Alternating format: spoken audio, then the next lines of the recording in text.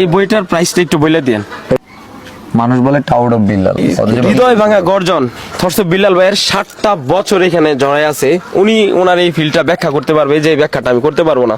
তো এই বই নিয়ে অনেকে প্রতারণা করতেছে, একটা ওয়েবসাইট খুলছে, হ্যাঁ ওয়েবসাইট খুলছে।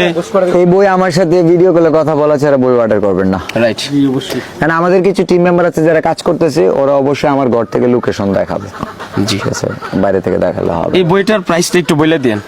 মেসি, নেইমার, CR7 তারা ফুটবল খেলে, তারা যে জুতার দোকান দেয় নিশ্চয়ই, বা বইয়ের দোকান, বই না বলের দোকান দিলে, খেলাঘর দিলে 500 টাকার ডিয়ার বলটা 5 লাখ টাকা দিয়ে কেনার লোক আছে। আমি নিজেই একজন ফ্যান তাদের।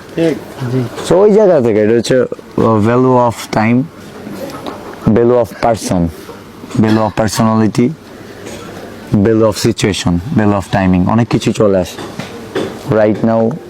ব্যাটে বলে সব কিছু মিলে গেছে। এই বই 1 লক্ষ টাকা করে বেচলেও অনেকে কিনবে। রাইট। সো এটা আমি বলবো বইয়ের দাম কত? $8, $8.20 সামথিং এরকম, বাংলা টাকা 1000 টাকা। রাইট। বাংলা টাকা শুনলে আবার ভোক্তা অধিকার বলবো যে আমাকে এই 100 টাকার বই বেচতেছো না, 8 টাকা বেচতেছি। কারণ যে প্ল্যাটফর্মে বিক্রি হইতেছে ওই প্ল্যাটফর্মে ওইটা $8, কারণ ওইখানে 10-12 হাজার টাকা আমরাও কামাই, মানে $10-12 কামাই। রাইট। ঠিক আছে, থ্যাংক ইউ। কিছু বই নিব, যদি আপনাদের ওই যে ভাই যে দামটা বললো ওই দামটা হইলে 1000 টাকা, হ্যাঁ 1000 টাকা হইলে আমার কাছে আপনারা নক করতে পারবেন। আর যেখানে সেখানে আপনারা টাকা দিয়ে প্রতারিত হলে এখানে কিন্তু থরসব বিল্লাল ভাইয়ের টিম, ওনার আশপাশের লোকজন এই দায়ভার নিবে না। তো বারবার একটা ভিডিওতে অলরেডি একটা জায়গায় 1100 বই বিক্রি করছে, 500 করে টাকা নিচ্ছে, 5.5 লাখ টাকা।